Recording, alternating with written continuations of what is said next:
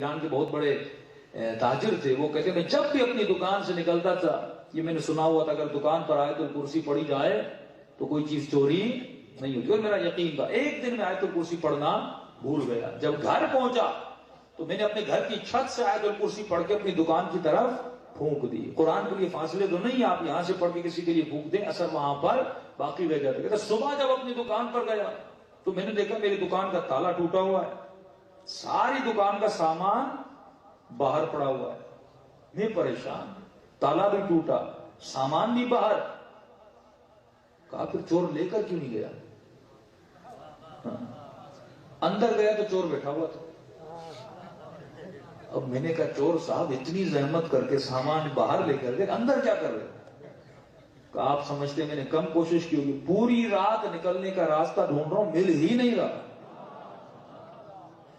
اتنا قرآن میں تاثیر ہے، لیکن سوال یہ ہے وہ زبان جس نے کبھی گناہ نہ کیا وہ قرآن پڑھے،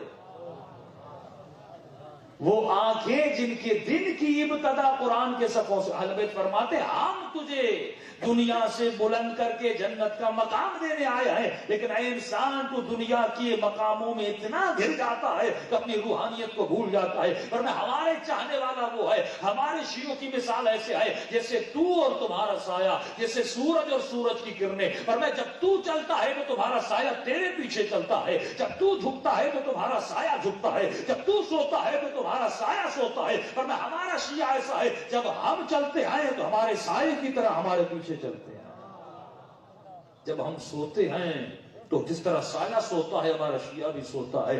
اگر آپ سو جائیں اور سایہ نہ سوئے، اس کا مطلب یہ آپ کا سایہ نہیں، کسی اور کا سایہ ہے۔ اگر اہل بیت کے سائے ہو تو ہمیں ایسے چلنا ہوگا جیسے اہل بیت چلتے تھے۔ سلمان فارسی سے پوچھا گیا سلمان علی کی اطاعت کیسے کرتے ہو؟